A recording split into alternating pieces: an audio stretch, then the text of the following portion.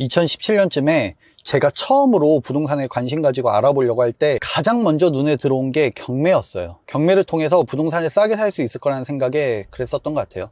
회사 다니면서 저녁 시간에 그리고 주말에 경매 공부만 했거든요. 정말 기초적인 것도 하나도 모르는 상태에서 시작을 했더니 1년 이상 반복해서 공부하고 사례도 찾아봐야 유치권, 법정지사권 같이 특수한 권리까지 이해가 되더라고요. 그렇게 많은 시간과 돈을 들여서 끝내 경매 권리 분석을 할 수 있게 됐을 때 저는 바로 부동산을 싸게 살 수 있었을까요? 저는 아무것도 할 수 없었어요. 제가 경매 공부를 했는데도 부동산 투자를 바로 시작하지 못한 이유와 그럼 우리는 어떻게 해야 효율적으로 부동산 투자를 준비할 수 있을지 이야기해 볼게요. 먼저 경매 공부를 하니까 경매 물건을 보고 법적으로 어떤 리스크가 있고 그걸 어떻게 해결할 수 있는 물건인지는 잘 알겠더라고요. 근데 경매에 나온 그 부동산을 판단할 수가 없었어요.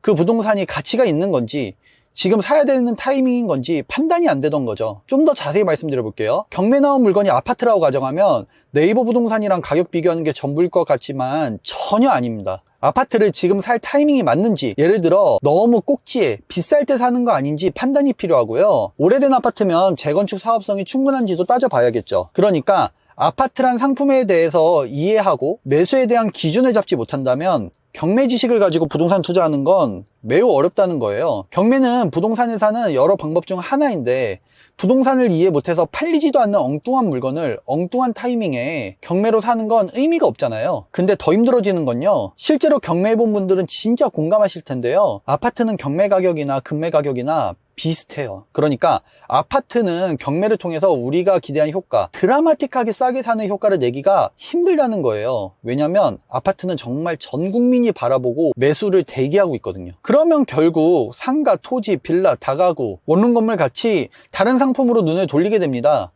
경매 투자자의 본성이 싸게 사고 싶은 거니까요. 그런데 이런 부동산에 대해 모르는 상태에서 경매만 공부했다고 해보죠. 아파트는 네이버 부동산에 누구나 인정하는 실거래가와 호가라는 기본적인 기준이라도 있잖아요. 토지는 그 토지가 개발이 가능한 토지인지, 맹지나 아닌지, 평당가는 얼마로 평가해야 되는지, 이런 것들을 어떻게 판단할 수 있을까요? 상가의 경우 보유하고 있을 때 월세를 내가 얼마나 받을 수 있을지, 공실이 생기진 않을지, 내 상가에는 어떤 업종을 임차받는 게 어울릴지, 매도는 얼마에 가능할지 파악할 수 있을까요? 빌라, 다가구도 마찬가지예요. 이런 상품들은 개별성이 강해서 바로 옆에만 있어도, 바로 뒷골목에만 위치해도, 같은 건물 안에 층만 달라도 다 가치가 달라지니까요. 그래서 우리는 어떤 부동산을 언제, 얼마에 사야 될지 스스로 평가할 수 있도록 부동산에 대해서 먼저 공부하고 그 부동산을 싸게 사는 기술인 경매, 공매, 금매 같은 것들을 알아야 된다는 거죠. 여기까지는 많이 공감하실 텐데요, 진짜 문제는 이겁니다. 부동산에 대해서 먼저 알아야 된다고 했는데 아파트, 토지, 상가, 빌라, 다가구, 상가 건물 등등 모든 부동산 종목에 대해서 다 알고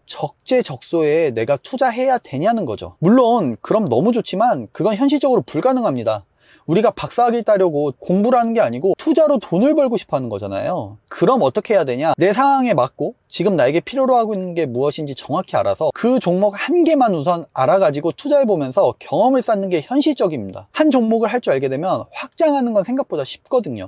그러면 먼저 경험을 쌓을 나에게 맞는 한 종목은 어떻게 선정해야 되는 걸까요? 내가 투자하고 싶은 게 월세가 따박따박 나오는 수익형 부동산인지, 보유기간 동안 목돈이 묶이거나 유지하는데 오히려 비용이 들어가지만 내가 매도할 때 차익이 큰 차익형 부동산인지를 결정을 먼저 해야 돼요. 만약 내가 선호하는 게 차익형 부동산이라고 하면 관련된 종목들 있잖아요. 상가, 원룸 건물 등등에서 종목별의 장단점을 파악해서 나에게 맞는지 먼저 봐야 되는 거죠. 예를 들어서 수익형 부동산 중에 상가의 장단점을 파악했더니 내가 지금 가진 돈으로 도전해 볼 만하고 상가의 장점이 매력적으로 느껴지고 단점을 내가 감당할 수 있다면 상가에 대해서 공부해 봐야 되는 거죠. 그렇게 상가라는 부동산을 공부하고 상가에 대해서 선구안을 가지게 된다면 좋은 물건을 싸게 사야 되니까 싸게 사는 기술인 경매가 비로소 지금 필요해지는 거예요. 다시 말하지만 부동산을 평가하지도 못하는데 싸게 사는 방법을 알아봤자 실제 부동산 투자는 실행할 수 없다는 거니까요. 제가 오늘 알려드린 이야기는 두 가지입니다. 첫 번째, 부동산에 대해서 판단하는 게 먼저고요. 경매는 그렇게 판단한 부동산을 싸게 사기 위한 방법일 뿐이니까 경매만 공부한다고 모든 게 해결되지는 않는다는 거고요. 두 번째는 부동산을 판단하기 위해서는 공부할 때 한 개의 종목을 먼저 선정해서 경험하는 게 현실적으로 효율적인 길이라는 거예요. 이러한 내용을 조금 더 구체적으로 알고 싶은 구독자분들은 제가 관련해서 무료 전자책을 썼거든요. 그 전자책은 김 과장이 어떻게 종목을 정했는지, 그리고 김 과장의 투자 방향이 무엇인지 설명해 놨으니까요. 구독자 여러분들이 본인의 투자 종목을 정하실 때 참고하기 좋으실 거예요.